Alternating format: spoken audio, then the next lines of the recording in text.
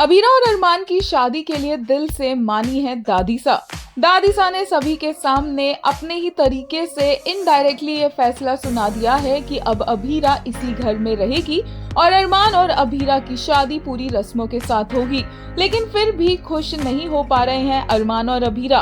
अरमान को जैसे ही पता चलता है कि अबीरा की किडनैप होने के बाद लोकेशन पोडार हाउस है, अरमान वहां आता है, दादीसा को बताता है अबीरा किडनैप हुई है और दादीसा कहती है कि उन्होंने ही अबीरा को किडनैप किया है।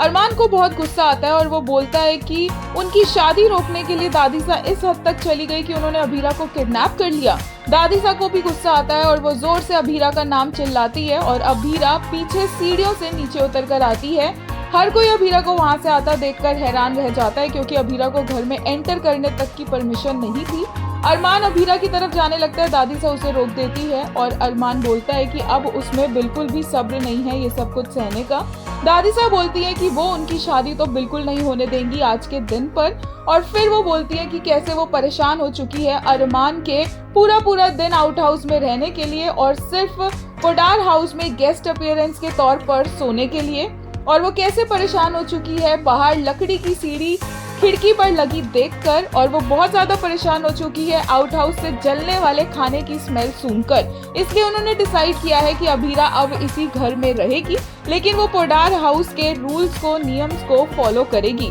जिसके बाद वो अरमान को पकड़कर अबीरा के साथ खड़ा करती है और दोनों का हाथ एक दूसरे के हाथ में देते हैं और फिर उसके बाद पूरा परिवार खुश हो जाता है क्योंकि उन्हें समझ आ जाता है कि दादीसा फाइनली अबीरा अरमान की शादी के लिए मान गई है। लेकिन फिर भी अबीरा और अरमान का चेहरा उतरा रहता है और अबीरा अरमान दोनों दादीसा के सामने हाथ जोड़कर कहते हैं कि वो नहीं चाहते कि दादीसा किसी मजबूरी में आकर उनके रिश्ते को अपनाए या रोहित के प्रेशर में आकर। दादीसा फिर वहां पर लेकर आती है नजर उतारने के लिए कुछ मिर्चे और उन दोनों की नजर उतारती है और फिर उनको ये बिलीव करवाती है कि वो एक्चुअल में इन दोनों की शादी करवाना चाहती हैं। वो अपना वही टॉफी वाला बॉक्स लेकर आती है जिसमें टॉफीज तो होती है लेकिन साथ में गणपति बप्पा का एक सिल्वर कॉइन भी होता है, जिसके थ्रू वो कहती है पूरे परिवार को कि अरमान और अबीरा की शादी की तैयारियां स्टार्ट की जाए। सब लोग बहुत ज्यादा खुश हो जाते हैं सिर्फ कुछ लोगों को लेकर, जिसमें सबसे पहला नाम है रूही का, जिसका प्लान पर पूरी तरह से पानी फिर चुका है,